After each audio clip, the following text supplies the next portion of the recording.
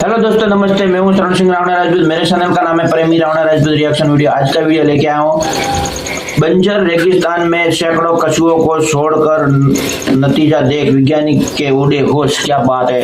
करते वीडियो चालू। चाइना वाला कुछ ना कुछ प्रयोग करता ही रहता है। ये वीडियो अच्छा लगे तो लाइक शेयर जरूर करें, सब्सक्राइब करते रहे, बेल घंटा दबाए। पहला वीडियो आज तक पहुंचता रहे। करते वीडियो। देश खाली रेगिस्तान में क्यों भेज रहा है कछुए? सूखे रेगिस्तान में लाखों कछुए कैसे रहेंगे जिंदा?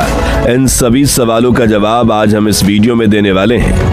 दोस्तों, क्या आप इमेजिन कर सकते हैं कि एक तपते हुए बेजान रेगिस्तान को, जहां जिंदगी का नामो निशान ना हो, उसे फिर से हरा भरा किया जा सकता है? और क्या होगा अगर मैं आपसे कहूं कि इस चमत्कार को अंजाम देने वाले कोई बड़े साइंटिस्ट या सुपर पावर्ड मशीन नहीं, बल्कि सैकड़ों कछुए थे? जी हाँ, आपने बिल्कुल सही सुना। एक ऐसा एक्सपेरिमेंट जो आपको हैरान कर देगी। एक ऐसा एक्सपेरिमेंट जिसमें 100 ऑफ टॉर्टोइज को दुनिया के सबसे बड़े रेगिस्तान सहारा डेजर्ट में छोड़ दिया गया और फिर 2 साल तक उन्हें पलट कर भी नहीं देखा गया। लेकिन 2 साल बाद जो नतीजा सामने आया, उसने पूरी दुनिया के एनवायरमेंटलिस्ट और साइंटिस्ट्स को एक नई उम्मीद दे दी। तो तैयार हो जाइए, क्योंकि आज हम उस अनोखे एक्सपेरिमेंट की गहराइयों में उतरेंगे जिसने रेगिस्तान को जीना सिखा दिया। तो दोस्तों, अगर आप हमारे चैनल पे नए हैं तो हमारे चैनल को सब्सक्राइब करना बिल्कुल भी मत भूलें। चलिए जानते हैं कछुओं को खाली रेगिस्तान में क्यों छोड़ा गया। इस एक्सपेरिमेंट को समझने से पहले हमें प्रॉब्लम को समझना होगा। सहारा डेजर्ट जो अफ्रीका के एक बड़े हिस्से में फैला हुआ है, सिर्फ रेत का समुद्र नहीं, यह लगातार बढ़ रहा है। इस प्रोसेस को डेजर्टिफिकेशन कहते हैं, यानी उपजाऊ जमीन का धीरे धीरे रेगिस्तान में बदल जाना। हर साल हजारों एकड़ जमीन अपनी नमी खो देती है, पेड़ पौधे मर जाते हैं और वो जगह बिल्कुल बंजर हो जाती है। यहाँ एक बहुत बड़ी ग्लोबल समस्या है, क्योंकि इससे खेती बाड़ी खत्म हो जाती है, पानी की कमी हो जाती है और वहाँ रहने वाले जानवर और इंसान सबको माइग्रेट करना पड़ता है। साइंटिस्ट लगातार इस डेजर्टिफिकेशन को रोकने के तरीके ढूंढ रहे हैं, लेकिन उन्हें कोई ऐसी कामयाबी नहीं मिल रही जो बड़े पैमाने पर काम कर सके। जमीन सूख रही है और उसके साथ साथ इंसानियत की उम्मीद भी। ऐसे में कुछ कंजर्वेशनिस्ट ने यहाँ साइंटिस्ट्स के साथ एक ऐसा सॉल्यूशन सोचा जो सुनने में बिल्कुल पागलपन लग सकता है। उन्होंने सोचा कि व्हाट इफ हम नेचर को ही नेचर से ठीक करें। उनका हथियार थे कछुए, लेकिन कोई आम कछुए नहीं, बल्कि अफ्रीकन सुपर टॉर्टोइज, जिसे स्लूकेटा टॉर्टोइज भी कहते हैं। ये दुनिया के तीसरे सबसे बड़े कछुए होते हैं और उनकी एक खास आदत होती है, ये जमीन में लंबी लंबी सुरंगें खोदते हैं। उनका प्लान बिल्कुल सिंपल था। इन सैकड़ों सुलाकाटा टॉर्टोइज को उस एरिया में छोड़ा गया जो रेगिस्तान बनने की कगार पर है। ये कछुए वहां जाकर अपने नेचुरल इंस्टिंक्ट के मुताबिक जमीन खोदेंगे। इससे होगा ये कि सूखी और कठोर हो चुकी जमीन हवा में जाएगी और नरम होगी, और जब भी हल्की फुल्की बारिश होगी तो पानी जमीन के ऊपर से बहने के बजाय इन सुरंगों के जरिए अंदर समा जाएगा। जमीन के अंदर नमी लॉक हो जाएगी। इसके अलावा ये कछुए जो भी फल या बीज खाते हैं, उनके बीज उनके वेस्ट के साथ दूर दूर तक फैल जाते हैं। उनका वेस्ट एक नेचुरल खाद या फर्टिलाइजर का काम करता है, जो उन बीजों को उगाने के लिए एक परफेक्ट एनवायरनमेंट देता है। इन कछुओं को इकोसिस्टम इंजीनियर्स का नाम दिया गया। मिशन टॉर्टोइज, ऑपरेशन ग्रीन सहारा। प्लान तैयार था। 100 ऑफ सुलाकाटा टॉर्टोइज को एक साथ उस बंजर जमीन पर लाया गया। ये वो इलाका था जहां से ये प्रजाति सालों पहले खत्म हो चुकी थी। उन्हें री इंट्रोड्यूस किया जा रहा था।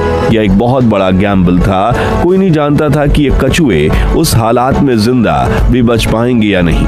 क्या वो सच में जमीन को आबाद कर पाएंगे? इन सारे सवालों के बीच टीम ने उन कछुओं को वहां आजाद छोड़ दिया और फिर सबसे मुश्किल काम किया, इंतजार। उन्होंने डिसाइड किया कि वो 2 साल तक उस जगह पर कोई इंसानी दखल अंदाजी नहीं करेंगे। वो देखना चाहते थे कि प्रकृति बिना किसी हेल्प के खुद को कैसे हील करती है। वो 2 साल बेहद क्रूशियल थे। पूरी दुनिया की नजरें इस अनोखे एक्सपेरिमेंट पर टिकी हुई थी। 2 साल के बाद का चमत्कार।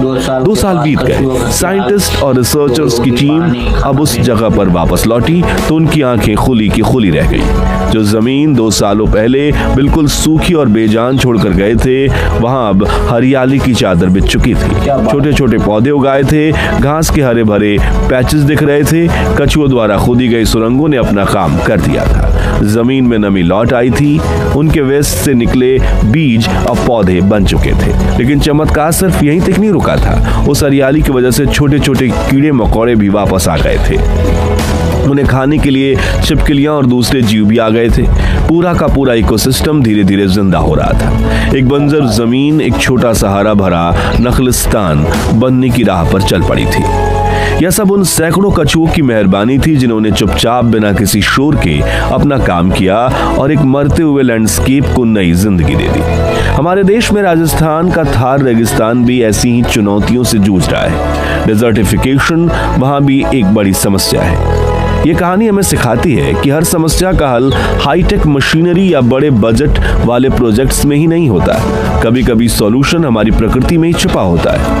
हमारे देश में भी ऐसे बहुत से जीव जंतु हैं जो हमारे इकोसिस्टम के लिए बहुत जरूरी हैं और हमें यह भी नहीं भूलना चाहिए कि हमारी संस्कृति में कछुओं का स्थान क्या है। भगवान विष्णु का कूर्म अवतार यानी कछुए का अवतार इस बात का प्रतीक है कि कछुए धरती को संभालने की शक्ति रखते हैं। ये कहानी उस पौराणिक विश्वास को एक साइंटिफिक सच्चाई में बदलती हुई दिखाई देती है। जैसे कूर्म अवतार ने समुद्र मंथन के वक्त मदार पर्वत को सहारा दिया, वैसे ही सुलाकाटा टोर्टोइज ने सहारा की बंजर जमीन को सहारा देकर उसमें जान फूंक दी।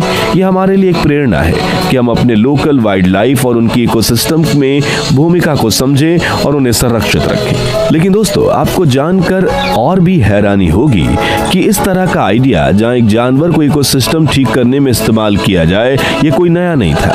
इससे पहले नॉर्थ अमेरिका के कुछ सूखे इलाकों में वेवर्स यानी कि उदबिलाव के साथ भी ऐसा ही सफल प्रयोग किया जा चुका था। वेवर्स पानी में बांध बनाने के लिए जाने जाते हैं। जब उन्हें सूखी नदियों वाले एरिया में छोड़ा गया तो उन्होंने अपने नेचुरल इंस्टिंक्ट से वहां छोटे छोटे डैम बना दिए। इन डैम्स ने बारिश के पानियों को रोक लिया, जमीन में नमी बढ़ा दी और धीरे धीरे वहां एक पूरा वाटरलैंड इकोसिस्टम तैयार हो गया, जिससे हरियाली और दूसरे जीव जंतु लौट आए। इसी सफलता से प्रेरणा लेकर साइंटिस्ट ने सोचा कि अगर वेवर्स पानी को रोककर जमीन बदल सकते हैं तो स्लुकाटा टोर्टोइज अपनी जमीन खोदने की आदत से रेत को हरा भरा कर सकते हैं। इस खोज से इंसान को उम्मीद जागी है। सिर्फ भारी मशीन से और बिना वातावरण को नुकसान पहुंचाए नेचर की किसी भी समस्या को सुलझाया जा सकता है। बस हमें उसे समझने और उस पर भरोसा करने की जरूरत है। एक छोटा सा जीव जिसे अक्सर हम स्लो और अनइम्पॉर्टेंट समझते हैं, उसके अंदर पूरे इकोसिस्टम को बदलने की ताकत है। ये एक्सपेरिमेंट साबित करता है कि अगर हम प्रकृति के साथ मिलकर काम करें, ना कि उसके खिलाफ, तो हम ऐसी बड़ी बड़ी समस्याओं को भी सुलझा सकते हैं जिन्हें हम नामुमकिन मान बैठे थे। इन कछुओं ने सिर्फ जमीन को नहीं बदला, उन्होंने हमारी सोच भी बदल दी है।